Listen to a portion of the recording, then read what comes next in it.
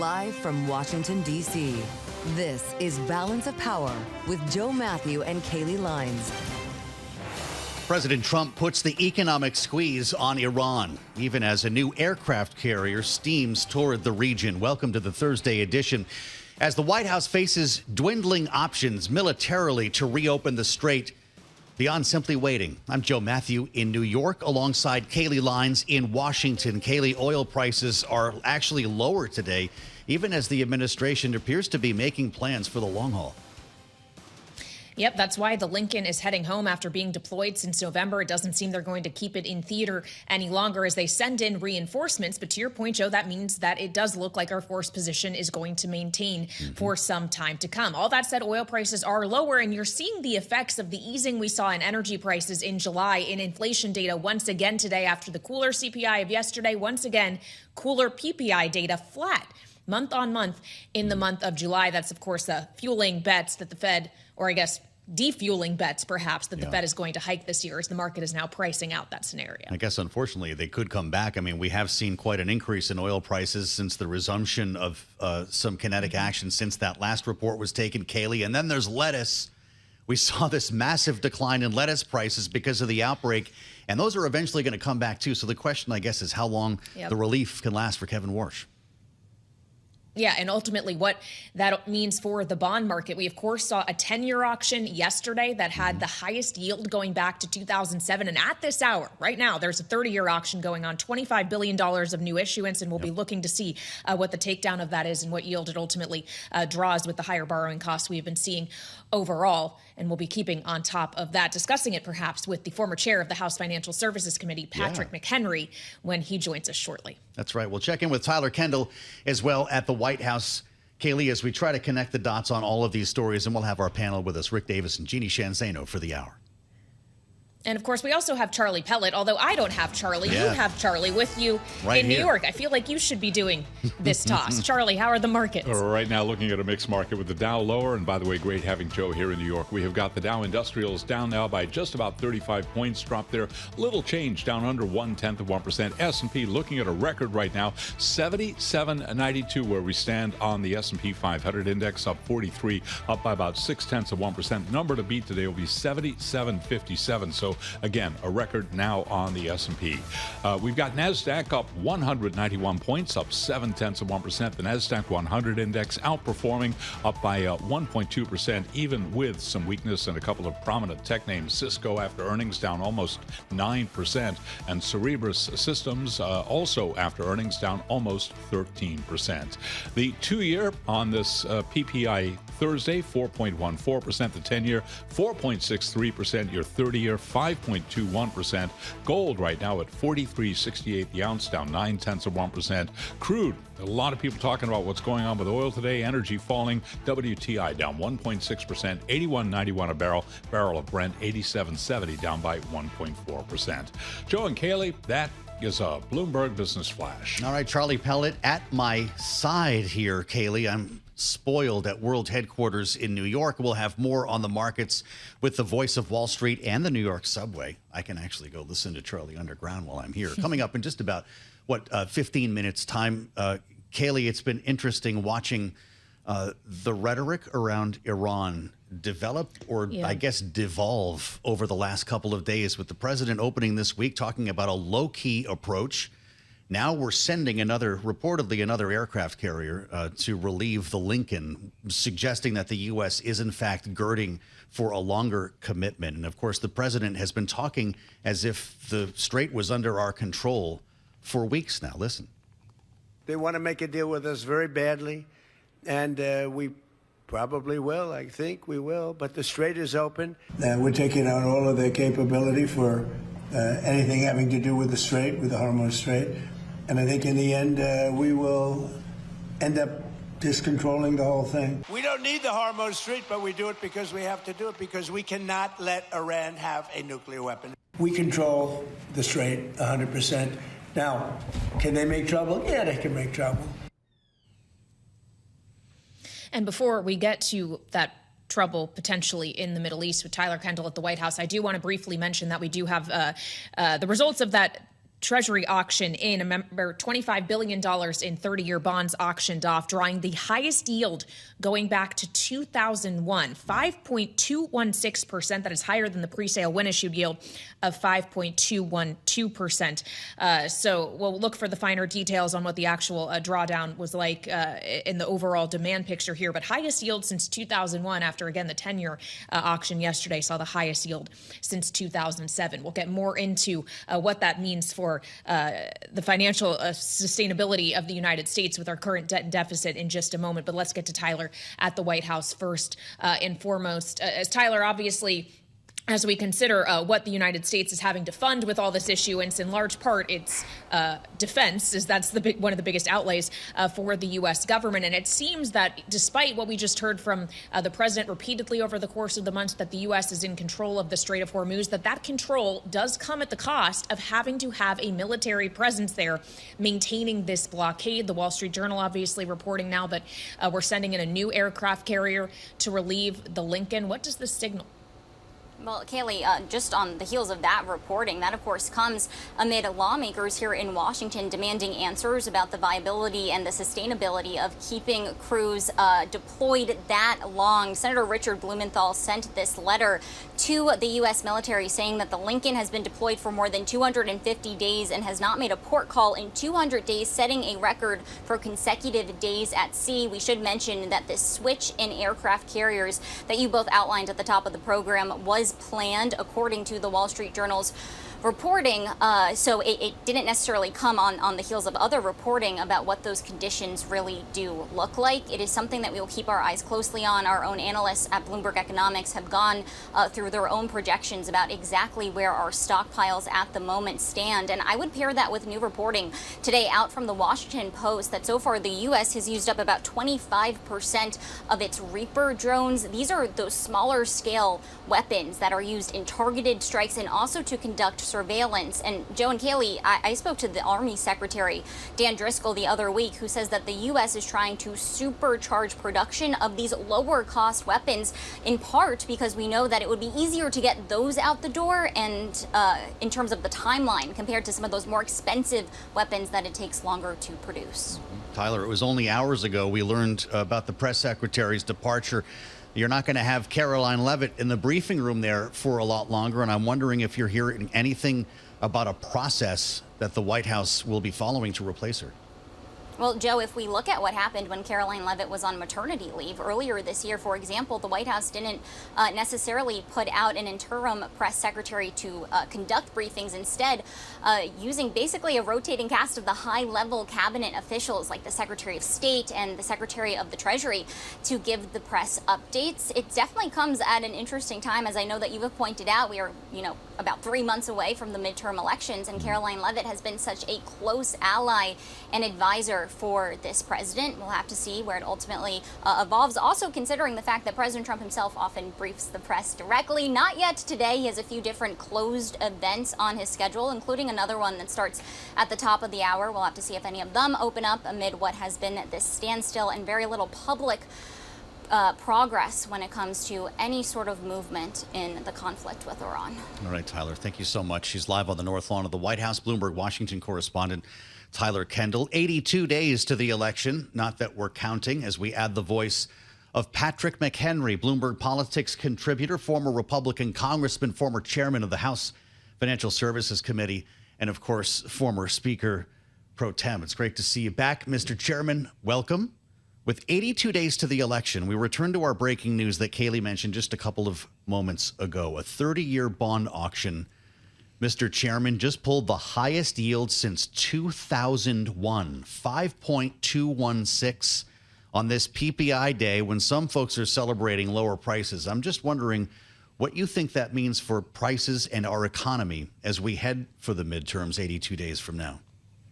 Well, there's politics and there's Mr. Market.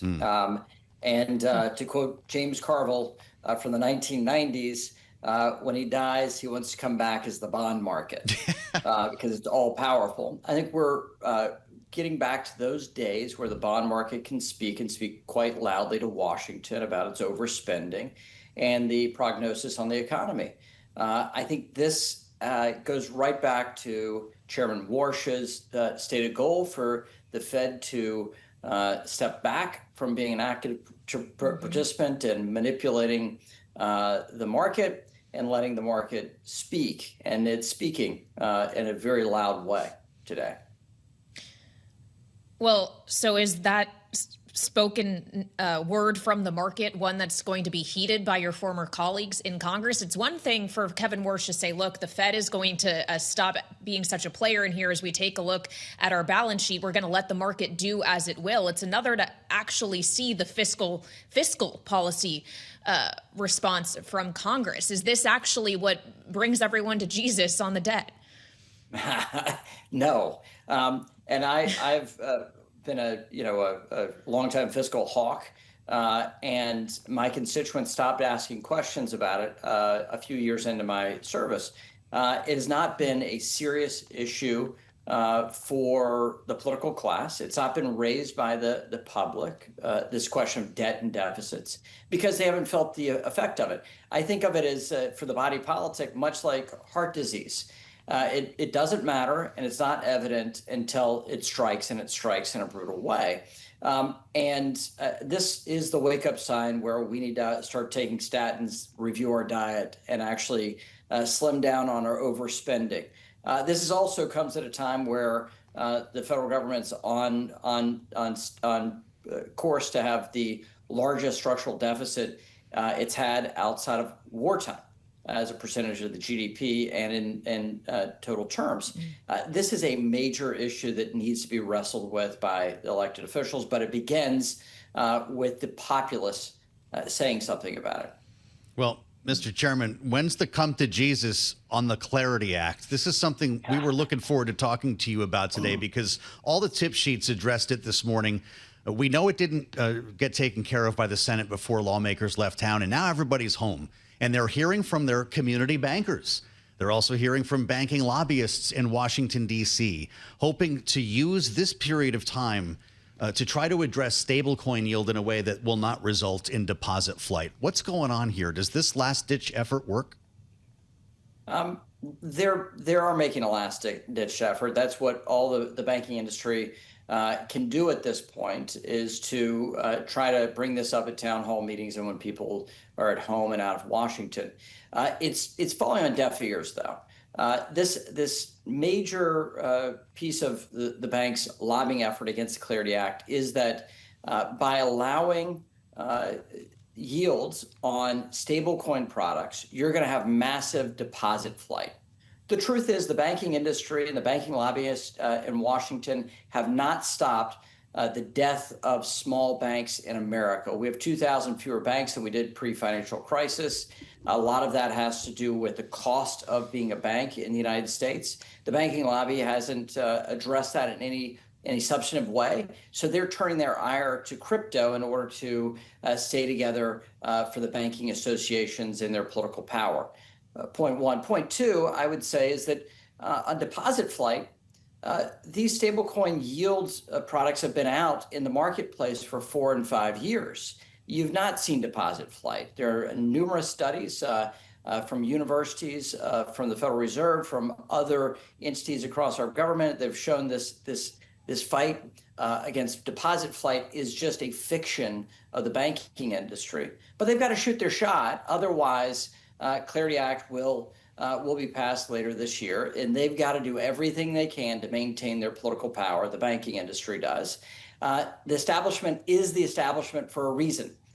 Once they get in power, they get entrenched in power, and that's what we've seen from traditional financial products. And this is what we're seeing in the lobbying effort, especially they're tooting their own horn in Washington very loudly this August that they are showing their political power. We'll see in the fall if that, in fact, matters to the votes of the Clarity Act. I don't think it will, though. Well, Mr. Chairman, to your point about these yield rewards programs have already existed and you haven't seen that deposit flight, is the argument not that you finally give this industry the market structure and regulatory regime it's been asking for? You legitimize it in that way, allow it to continue to grow and develop, and ultimately, down the road, it is a legitimate competitor with or major disruptor to the traditional financial system. It's not supposed to be immediate, is it? No, but that's not the argument they're making. They're saying that this is that you've seen deposit flight and you'll see more deposit flight. There's not been evidence of deposit flight. So on their first point, it's not true. The second point is, I think we think of our money market funds and savings accounts differently than we do our transaction accounts. If people have PayPal stored value on PayPal today, they think of that as different than their long-term savings with a money market mutual fund. The truth is the banking industry is still fighting the fight over money market mutual funds from the early 80s. Fidelity invented the product. They fought like mad against the product. They lost that war. Money markets are now offered by banks. I think likewise, you're going to see yield on these stablecoin products or some return of value to the users of stablecoin products, and banks will be offering it. And I think you're going to see that in very short order post passage of the Clarity Act. So you're going to see a changed universe for banks, and that is just what the marketplace is demanding, what consumers are demanding, even though the banking lobbyists are raising their ugly heads this summer trying to say differently. Well, I don't know if this is enough of a household issue that lawmakers running for re-election or for election can seize on the Clarity Act if they get this thing passed. But I'm curious about midterm messaging more broadly when it comes to the economy. Congressman, we heard from the president yesterday, well, by way of Kevin Hassett, who was talking to Larry Kudlow. This is far from a fully baked proposal, but they're talking about capital gains once again, indexing capital gains. You've heard this, you've seen this movie before. Taxes applied on gains adjusted for inflation. They're also talking about exempting taxes on sales of homes worth $2 million or less. Could they get that done in time to promote it on the trail, or this is for another day? No, I think it's a popular issue, and I think it would be a reassuring push to the market. It would be a psychological improvement rather than a very quick economic improvement. But psychology is the big driver of inflation and affordability, which is a major issue for the voters right now. So anything the administration can do to shift the narrative is going to be a political improvement for Republicans at the midterm. Anything at all would be an improvement over what is currently the case across the country. But what about the conversation we were just having around the debt and fiscal sustainability? Why look at something that could be revenue reducing? Well, the marginal impact of these tax reductions, it's very small compared to the amount of overspending we have. We're paying now more on interest payments than we are on national security as a federal government. So these things are small things around the edges. They're not going to have a major fiscal impact over the medium term or long term. That's why they could be passed relatively easily on Capitol Hill, even with the fractious nature of the two parties and between and within those two parties on Capitol Hill. Relatively easy. Everything is relative in Congress, as you know well. Mr. Chairman, thank you so much, as always, for joining us, the former chair of the House Financial Services Committee, former congressman from North Carolina, now Bloomberg politics contributor, Patrick McHenry. Of course, Congress is not here in Washington right now. They're all on August recess. Joe Matthew's not here in Washington either. He's up in New York. I'm all alone in the studio. Should have come up. You used to You work at least here. have Charlie Pellet up there. I should have. I know. We're having a good time. Maybe next time. Well, you know, I'll tell you what. If you want to work the weekend, I'll meet you Saturday morning. You can make it. I'll leave that to Carol Masser. Only on Bloomberg. This is Bloomberg TV and radio.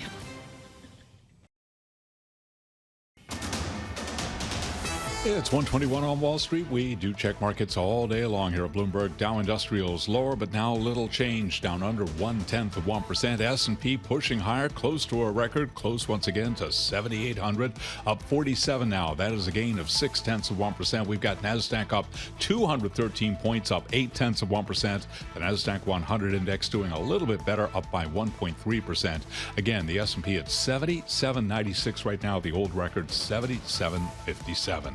The 10-year right now, 4.64%, with the 2-year currently yielding 4.14%. The 30-year, 5.21%. Traders driving stocks and bond yields falling as more evidence of moderating inflation reinforces bets that the Fed is going to hold off on raising rates next month. We've got spot gold trading lower by $39 the ounce to $43.68, down 0.9%. West Texas Intermediate crude down 1.5%, just above 82 a barrel. Brent, the global benchmark, 87.84, down by 1.3%. But again, the 10-year on this PPI Thursday, 4.64%. S&P up by 0.6% at a record. SpaceX shares, yes, they are lower today, down by 3%, now at 141.77. But SpaceX continues to hold above last month's IPO price. It went public, you recall, last month at $135. SpaceX today at $141.81.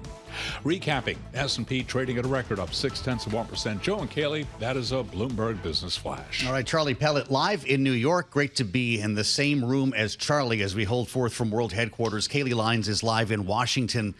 And you remember the old line, it's the economy, stupid. That was what James Carville said, Kailey, so many years ago. But I'm starting to wonder if it's been refined to, it's the data center, stupid.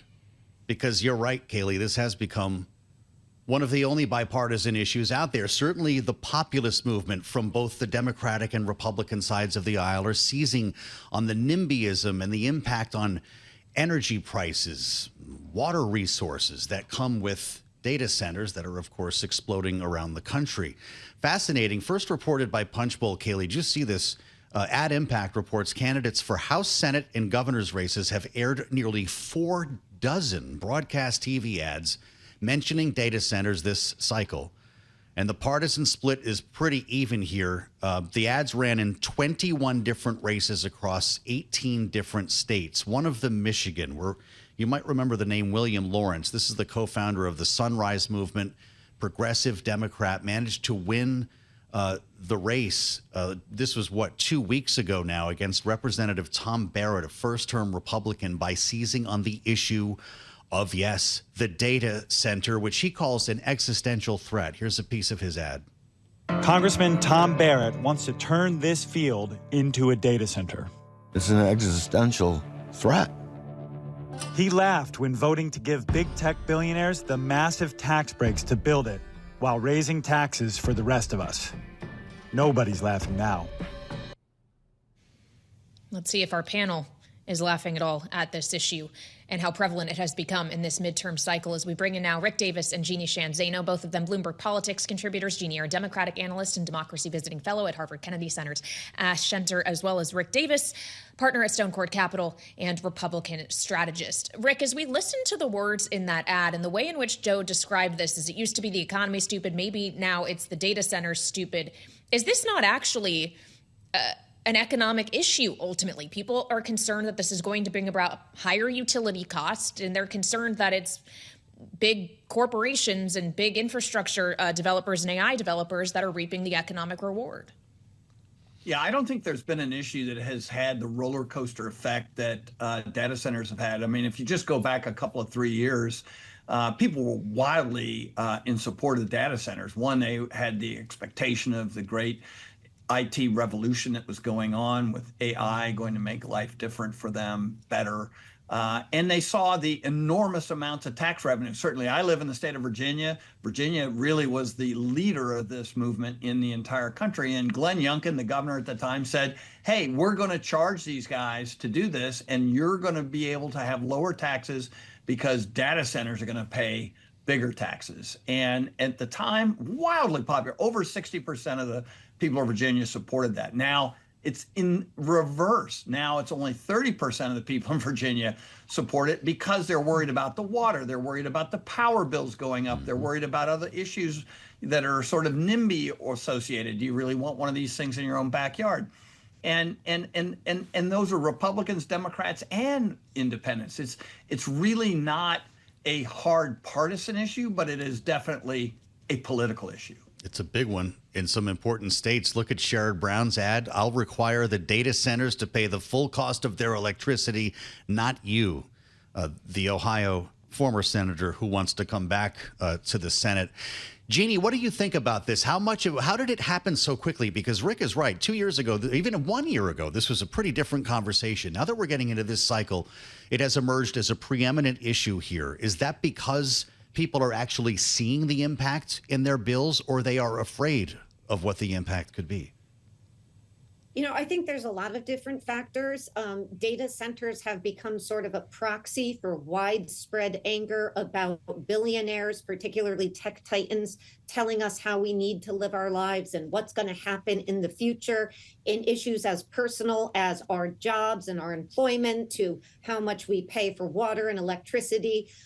There's also the fact that if you look at the 5 biggest hyperscalers, that includes Amazon, that includes Google and Microsoft, they're on track to spend over $1 trillion on AI infrastructure from last year to this year. That's an astonishing increase. And of course, there's also other realities. One of the big reports, one of the big early reports that came out in the New York Times was about the fact that in a lot of these buildings, and this one they focused on had to do in Louisiana for these data centers, have been done sort of in the middle of the night with NDAs signed with local officials without transparency that we're all due. And, you know, that case, that was, I think, Meta's $50 billion data center project in Louisiana. But there's been more of that around the country, robbing Americans of what we expect in a democracy, which is that our public officials are going to be transparent with us. They're going to tell us what deals they are striking and how these things will impact us. And, you know, we're talking a lot about how this is bipartisan. The concern is bipartisan, but what has not been is the response. Governor Hochul in New York led the way with this moratorium to widespread criticism. She was right on that. At the same time, Donald Trump signing an EO to build these things faster, and the Energy Department, rather, taking federal lands to build these things. So, you know, we've seen Governor Abbott try to square this circle by moving in the other direction in Texas, but this has become something more of a partisan issue. On the ground, it's widely unpopular, and yet the Republicans have found themselves with the support of tech on the wrong end of this issue, and that is a big problem for them that they're trying to unwind now. Well, as Jeanne talks about Governor Hochul's implementation of a moratorium, Siena College put out just this week a poll about that. Overall, 52% of those surveyed agree with the moratorium. 61% of Democrats do, 51% of independents, 40% of Republicans. So this speaks to the bipartisan nature, by and large, of what you both have alluded to. So, Rick, it does raise the question, as Jeanne points out, that Kathy Hochul did this. You're seeing Greg Abbott with this pause until an audit is conducted in Texas. Those are current governors up for re-election, yes. So they're having to make that calculus with that in mind. For anyone else in a gubernatorial race, they're all being asked to take positions on this. So if you were running those campaigns, what's the smart one? Yeah, look, I don't think there's any question that the country's in a phase where you're going to tighten regulations around the new term that everyone's using is BYOP, bring your own power, right? That's the party I want to go to. So at the end of the day, there's going to be a change in how government regulation is applied to these, both at the local level, as Jeanne pointed out, at the state level, which we've been talking about, but also at the federal level. And because our grid is a national grid, our power generation is at state level. I mean, like if you decide at a local level to build give a permit to build a data center, where are you going to get the power from? You get it from the state.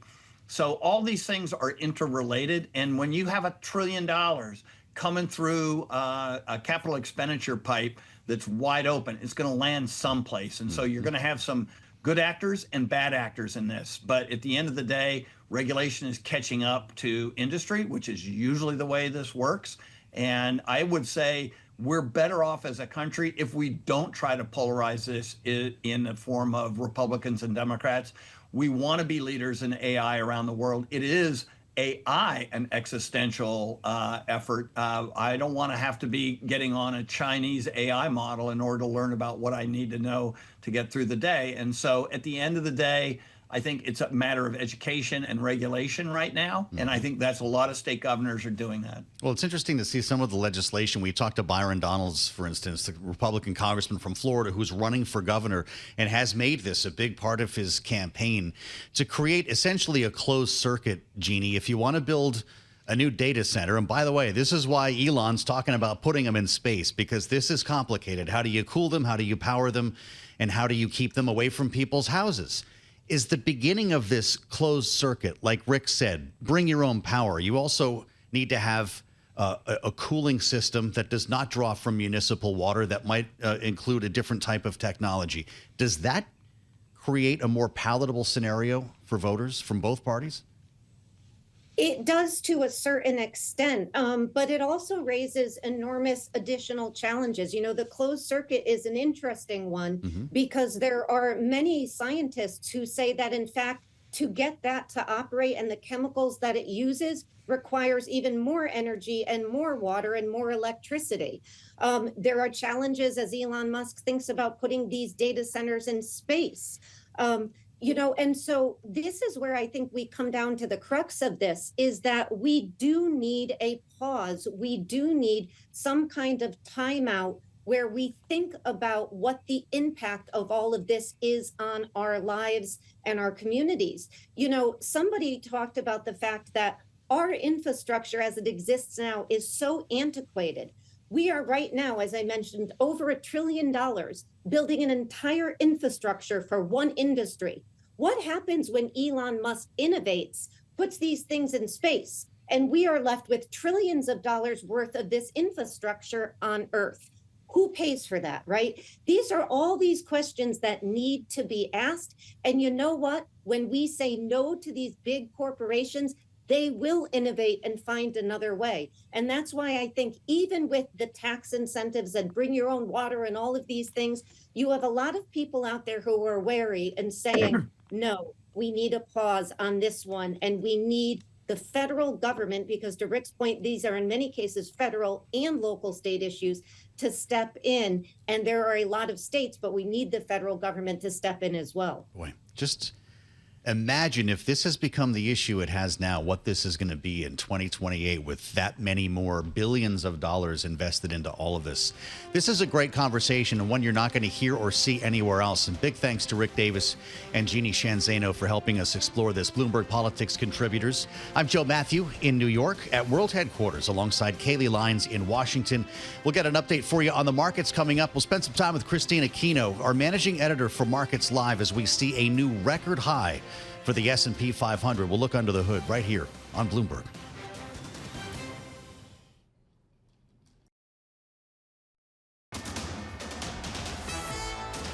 It's 1:40 on Wall Street. We do check markets all day long here at Bloomberg. The U.S. government has sold 30-year bonds at the highest rate in a quarter of a century, reflecting a relentless sell-off that has stirred speculation the nation will tilt borrowing further towards short-dated maturities.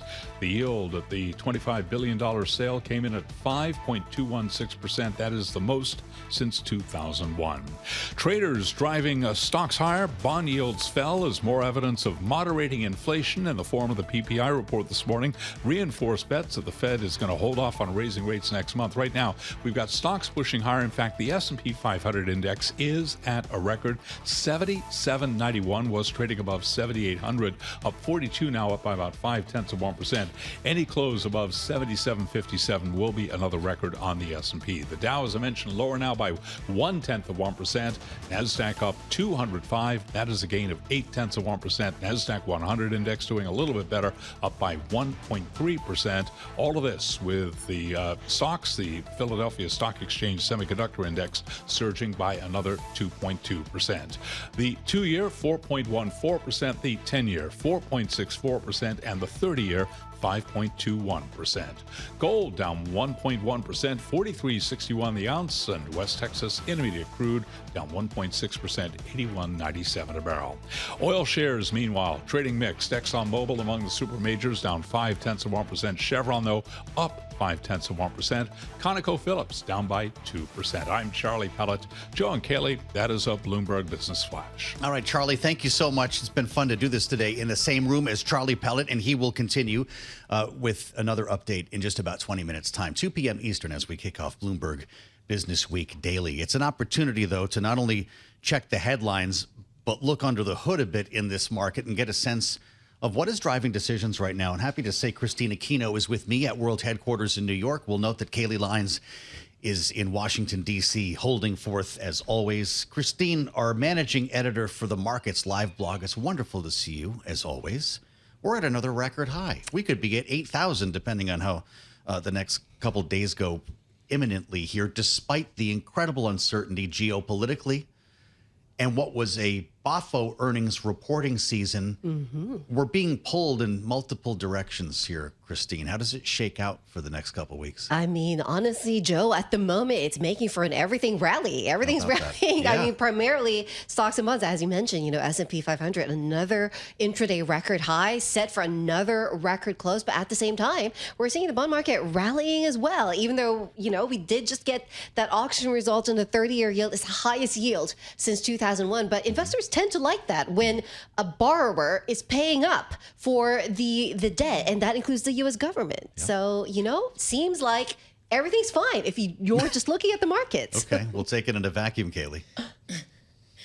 Well, is everything fine? Because we also had cooler inflation data, and the market is thinking that maybe borrowing costs aren't going to be moving higher this year, Christine? Yeah, that's definitely part of the story, Kailey. I mean, the pair of CPI, PPI reports that we got over the last couple of days really goes a long way in easing some of those inflation concerns that have been plaguing the markets for some time now, and especially since the Federal Reserve itself called attention to the pressure from inflation since Chairman Kevin Warsh took the helm at the Fed. But, these pair of reports that we've seen alleviate some of those concerns. We have definitely seen some of those expectations for rate hikes, particularly in September, fade away. And now looks like traders aren't looking at a possibility of rate hike up until December, when, just last week they were saying that, hey, the September Fed meeting could be live, but that doesn't seem to be the case now. Are we in a world then, we could throw any number of headlines at you, Christine, where the stock market is essentially dependent upon the bond market for day-to-day direction? I mean, it's interesting, though, Joe, because in some ways, yes, and in some ways, no. The stock market, of course, has its own very compelling catalyst, which is the AI trade that seems to keep on going. I mean, we heard from companies at the most recent earnings season. Everyone's upgrading their forecast. Everyone is upgrading their guidance. Seems like that trade is still roaring on. And so that's an independent catalyst for equities. And then, of course, you add in the fact that inflation pressures are easing. The job market is holding on. I mean, that's basically a Goldilocks environment that stocks, it's another reason for stocks to rally on top of what we're seeing on the AI side of things. Well, inflation is easing because energy prices fell in the month of July for the most part, and then they rose again as we saw an escalation in conflict in the Middle East. Christine, when we consider how the Middle East and how the trajectory of oil prices is factoring into this market as a whole, what's the correlation?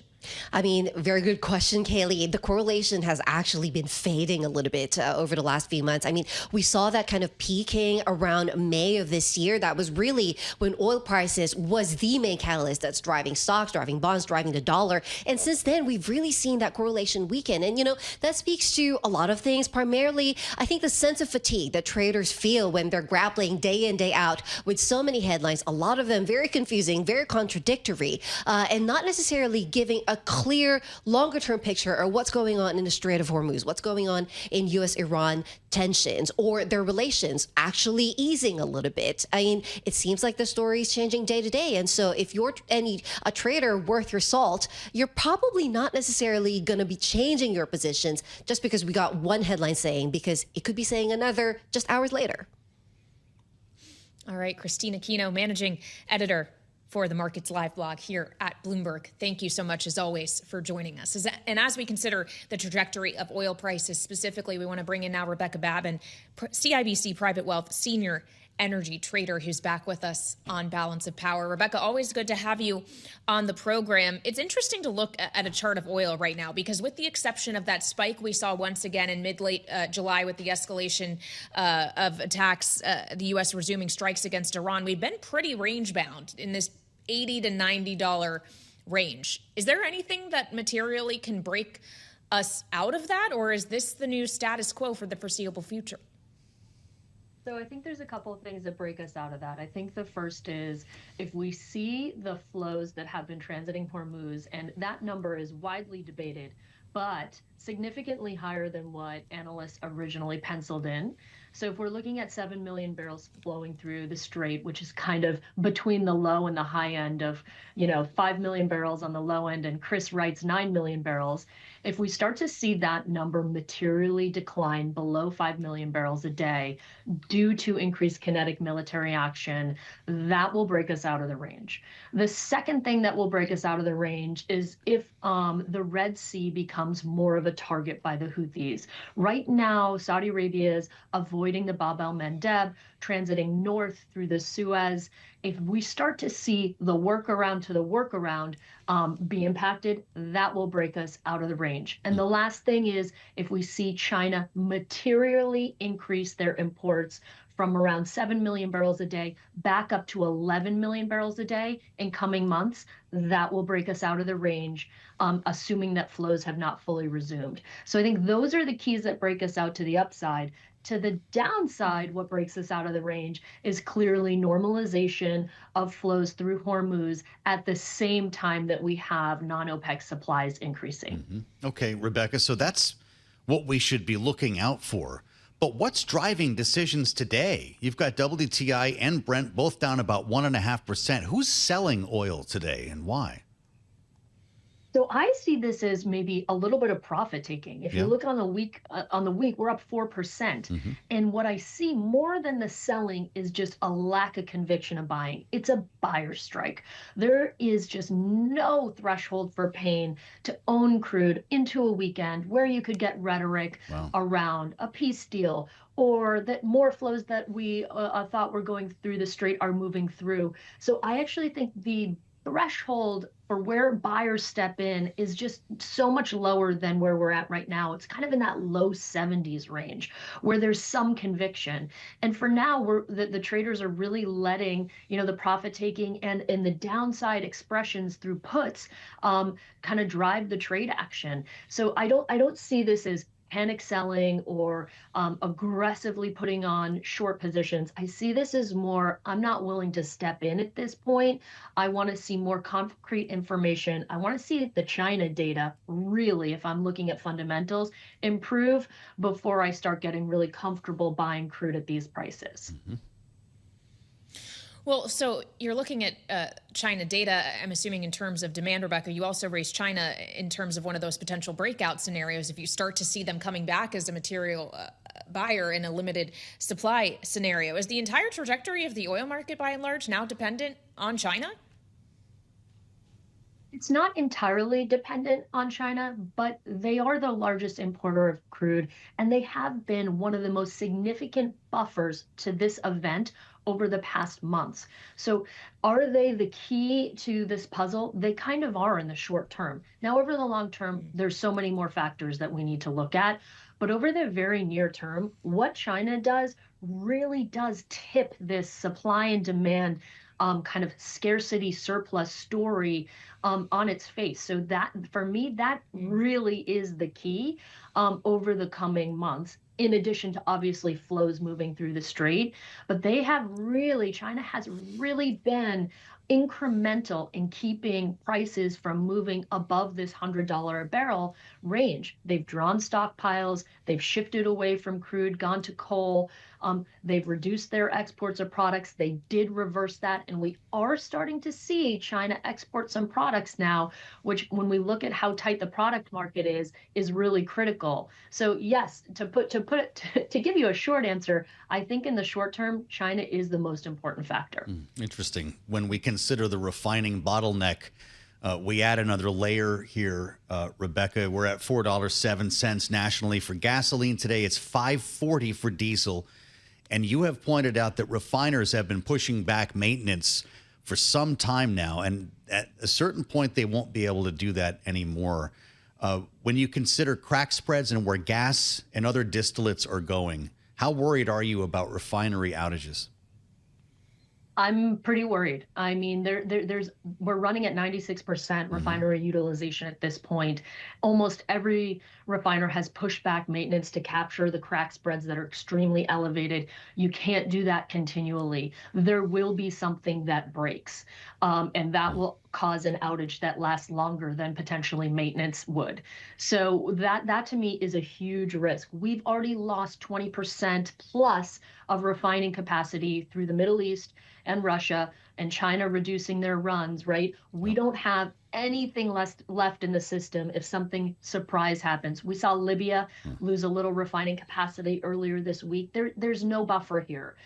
So I do worry about this maintenance season. If refiners do go in maintenance, keep in mind that keeps the product market tight, right? Yeah. We're losing that ability to bring product to market, and actually weighs on crude.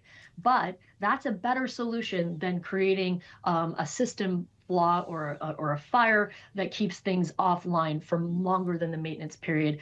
I or tend God to forbid think we have a hurricane. Start to see maintenance now.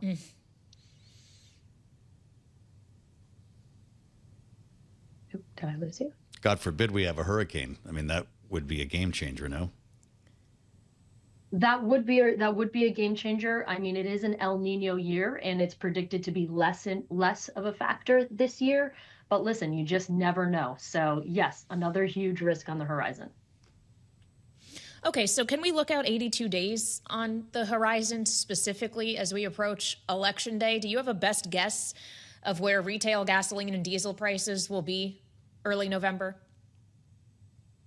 I don't have a best guess, but I don't think it's going to be as low as the administration would want it to be. So I guess I would say it's going to be higher than the pain threshold for many in the administration, and probably not as high as the extreme scenarios that people are talking about. So if I had to put a range on it, I would kind of put it in the $4 to $4.25, $4.30 range of where we see gasoline prices. And I think diesel, a little bit more of a wild card, remains above $5. Maybe we see $5.56 in a bad scenario. So I think that's what the range is. It's not significantly lower than where we are today. Interesting. Just lastly, Rebecca, we're back to this reluctance to go long into the weekend. That continues until there's a breakthrough. We've got about 30 seconds. So I think it does continue. I mean, if you just look at how traders have been nicked up this year with headline risk, and it's the middle of August, the threshold for pain is low. And I think that buyers are going to say, you know what? I'm willing to miss this 5% move higher because I do not want to lose 10% to the downside. Yeah.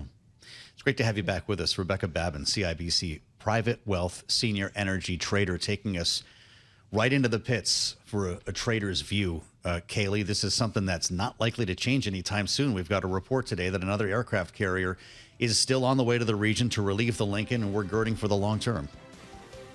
Yep, and we're going to talk about that story and others when the former defense secretary in the first Trump administration, Mark Esper, joins us in the late edition of Balance of Power. We'll have more important conversations that hour as well, including with the congresswoman, or the would-be congresswoman running against Mike Lawler in New York. Kate Conley will join us. So I'll see you then, Joe, at 5 p.m. Eastern, right here on Bloomberg TV and Radio.